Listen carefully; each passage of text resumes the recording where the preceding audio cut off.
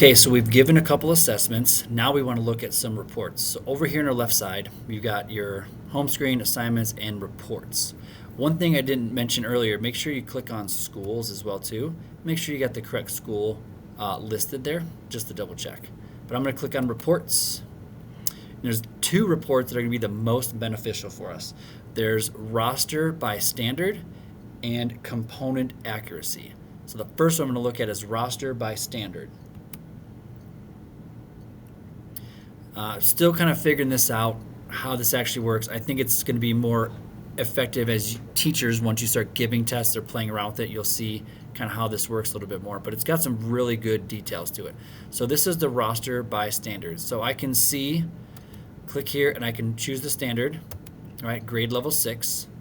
I can choose the class.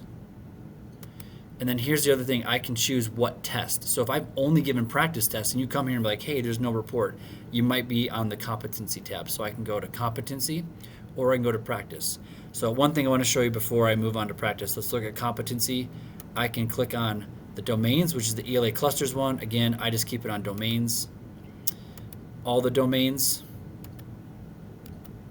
View by badge. The badges are these little icons here. So I keep most of this the same.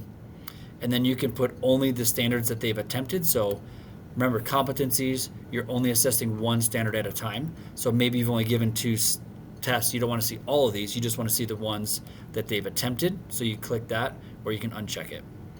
And then you'll see here your little legend. So if they have a green check mark, they have demonstrated competency with that standard. If they've got an X, a blue X, they've attempted it once, haven't demonstrated competency, second attempt, third attempt, or their attempt is in progress or not at all. So as you kind of scroll through here, you can see Alexa, she's got 1 attempt, didn't demonstrate it. Bobby did it, nailed it on the first try, and then Kathy still hasn't figured it out. And then you go over here, Etta, she's in progress on this standard. Irma is in progress on this standard.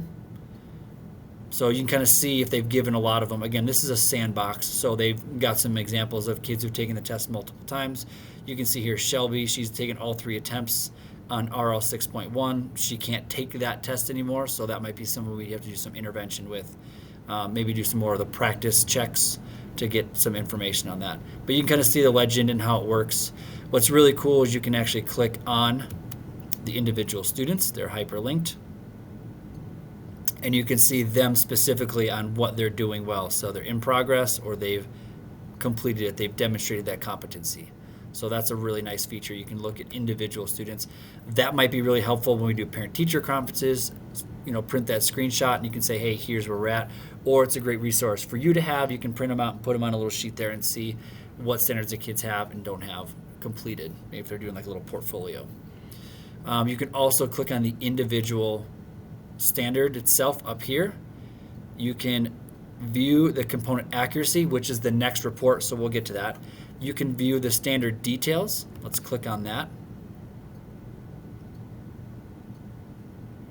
So this is pretty cool. It talks about the actual standard, gets into the details.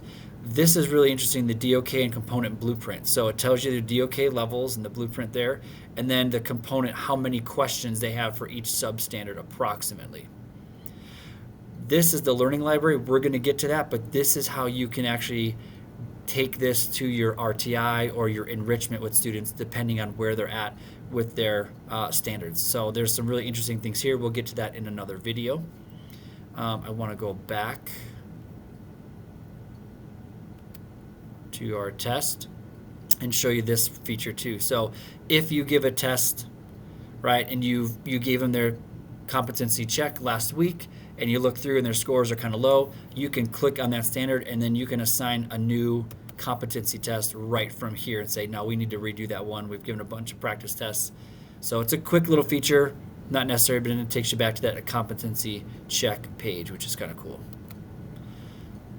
So the next one I'm going to go to is go to check type. I'm going to switch over to practice, and it's going to change a little bit. So now it's going to tell you they've practiced a bunch of times, right? So this you can give multiple times, and you can see where they're at. So your legend changes. So if they got the green star, they've 100% mastered that competency of that standard.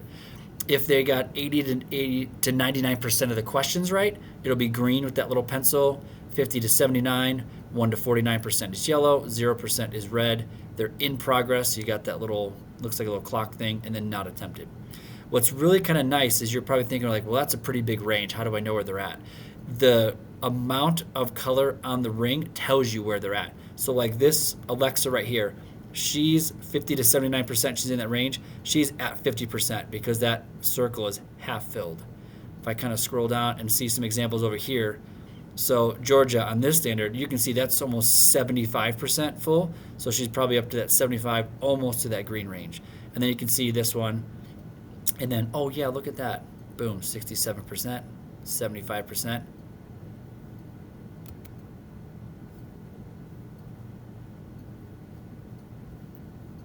And you can click on that actual test, on that badge, and it tells you how they did on it. This is really cool too. So when you click on that badge, you can see specifically results, 75%. So they got all the DOK1 questions. They did not get the DOK2 question that was on it. So they took a 4-question test, mostly low level. The DOK2, they struggled with that. So that's a really nice feature to get in there. You can click on the review button and go a little bit deeper and go into the questions.